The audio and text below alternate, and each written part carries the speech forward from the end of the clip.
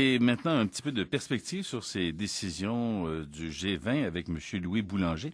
Il est actuaire, président de la firme de consultants Louis Boulanger Now de Nouvelle-Zélande, qui était de passage à Montréal aujourd'hui et que j'ai interviewé cet après-midi. Je lui ai demandé si la réunion s'était vraiment terminée sur un succès. Ça semble être une réunion qui a très bien terminé. C'est du moins l'apparence. Oui. Et si on gratte un petit peu sous les apparences, qu'est-ce que vous en pensez?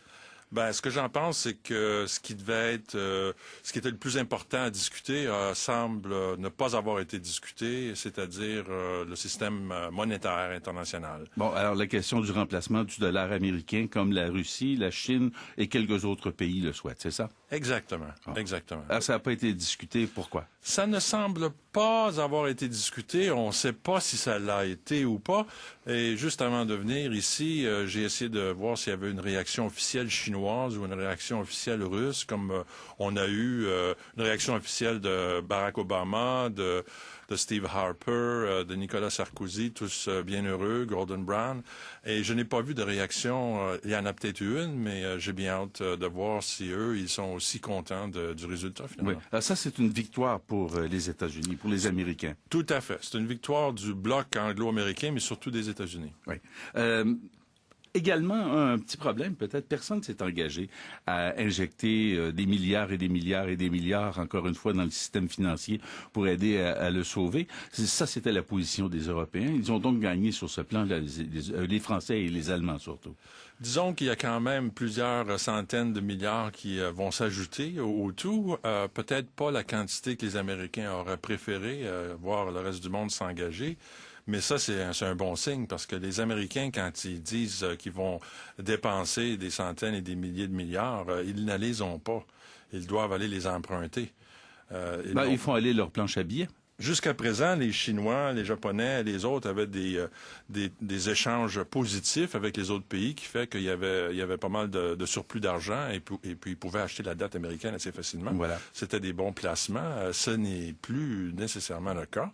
D'ailleurs, on a vu la Banque centrale américaine commencer à acheter la dette américaine elle-même avec de l'argent à créer toute pièce. Oui. Ce qui inquiète les Chinois et les Russes, mais surtout les Chinois, c'est qu'ils détiennent des milliards et des milliards, 2000 milliards, si ma mémoire est bonne, de bons du Trésor et de dollars américains. Et quand ils voient la planche à billets se faire aller comme ça, ils se disent ça dévalue notre avoir. Exactement. Tout à fait. Et au début du mois dernier, autour du 10 ou 13 mars, le premier ministre chinois a même fait une déclaration publique à cet effet, et ce qui est sans précédent. Oui. Alors, rien n'en est sorti de toute façon de la réunion du G20. On a oublié cet aspect-là. Voilà, ça a été enterré. Et également, une nouvelle qui va faire plaisir à bien des citoyens, je pense, les hedge funds, les fonds de couverture, et les agences de notation vont être mieux contrôlées. Ça, c'était une demande des Européens, encore une fois, là.